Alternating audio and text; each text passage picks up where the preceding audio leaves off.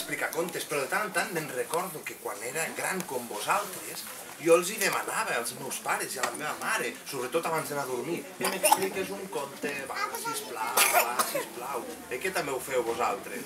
Sí, doncs també ho fa la nostra protagonista del següent conte. Aquest conte es titula La formiga que volia moure muntanyes.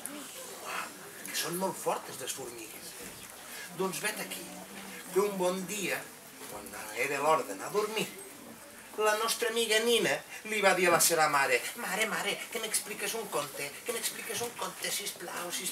I sa mare: Ai, ara no puc, avui estic molt cansada, filleta, no puc, demà. Ai, no, va, explica'm un conte, va, porfa, va, mama. I la mare li va dir: Va, d'acord, t'explico el conte i després a dormir. Vale, d'acord.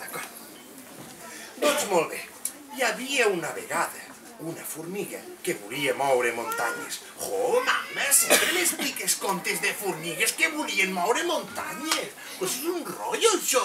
Explica'm, no ho sé, una altra cosa. És que quan t'explico contes de dracs no t'agraden els dracs.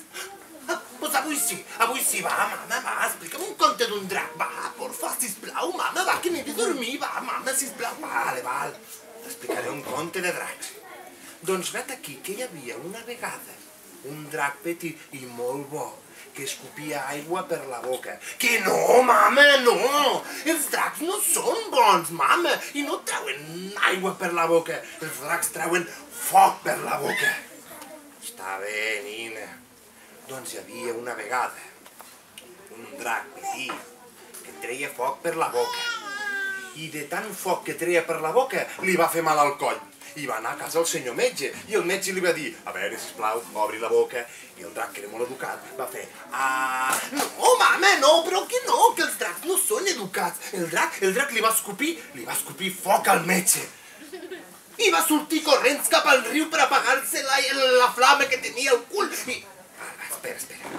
D'acord, el metge se'n va anar al riu per apagar-se el foc, però quan va tornar el drac, avergonyit, li va demanar perdó. Que no, mama, que és impossible, mama, és impossible, no pot ser. Ah, no, per què? Doncs perquè el metge, quan va anar al riu per apagar-se el foc, es va trobar un cocodril, i aquest cocodril va fer i li va mossegar el cul. Llavors el metge va fer: Què puc fer? Va agafar un bastó i pum, al cap. Però no era un bastó, eren els ullals d'un mamut que enfadat va fer i va enviar el metge lluny, i va caure damunt d'un niu de pterodàctils. Els pterodàctils, que viuen molt bé i molt tranquils, es van enfadar perquè el metge els havia espantat i els havia trencat la tranquil·litat. Llavors van agafar el metge i van sortir volant, fins que el van deixar a dalt de tot d'una muntanya. I llavors el metge ja va poder tornar cap a casa. Per què? Doncs perquè va venir una formiga que volia moure muntanyes i va moure la muntanya fins a casa del metge. Ho veus, mama? Mama?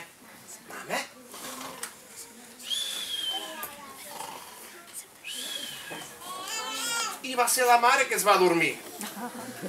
I catacric, catacrac, aquest conte ja s'ha acabat.